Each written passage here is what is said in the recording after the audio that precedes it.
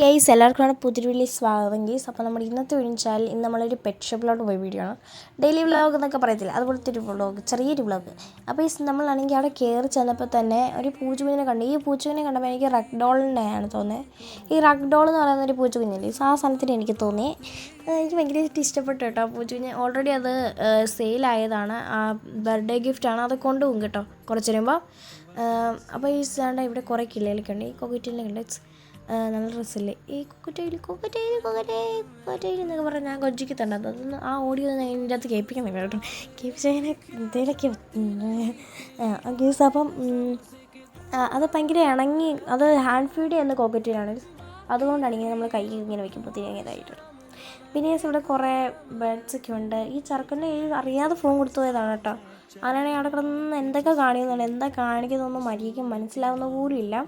പിന്നെ അതങ്ങ് ഇട്ട് വേറെ വഴിയൊന്നും ഇല്ല. ഇവിടെ പിന്നെ കുറേ പ്രാവൊക്കെ കിടപ്പുണ്ട്. പിന്നെ ഇവിടെ ലവ് ബേർഡ്സ് ഒക്കെ, നമുക്ക് പണ്ട് ലവ് ബേർഡ്സ് ഉണ്ടാവും.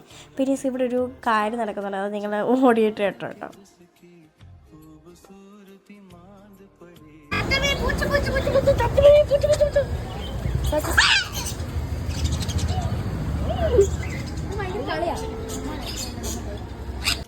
പിന്നെ ഞാനാണെങ്കിൽ ഇവൻ്റെ കയ്യിൽ ഈ സാധനം കടിച്ച കാര്യം അറിഞ്ഞിട്ട് പോലില്ല.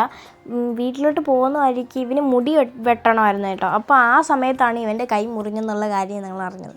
പിന്നെ ഞങ്ങളാണെങ്കിൽ ആ പൂച്ചക്കുഞ്ഞിനെ എടുത്ത് കൊഞ്ചിച്ച് ഓടിക്കുക. അതാണെങ്കിൽ കിടന്നിങ്ങനെ ഭയങ്കര ക്യൂട്ടായിട്ട് കിടന്ന് കലക്കി വരുന്നത് ഈ സമയം കണ്ടിട്ട്. എൻ്റെ ദൈവമേ, ഇതാരെങ്കിലും വെച്ച് ഇതൊക്കെ ഓടിച്ചിട്ടുണ്ട്. പിന്നെ അവിടെ ഷിബ്സു ഉണ്ടായിരുന്നു കേട്ടോ. ഷിബ്സുവിനെ കണ്ടില്ല ഈസ്, നമ്മുടെ ഡോറേനെ പോലെ ഉണ്ടായിരുന്നു. എനിക്ക് ഡോറേനെ പെട്ടെന്ന് ഓർമ്മയാണ്. ഇത്രയൊക്കെയുള്ള ഈസ്. അപ്പോൾ എല്ലാവർക്കും ബൈ, സീ യു, ടാറ്റാ.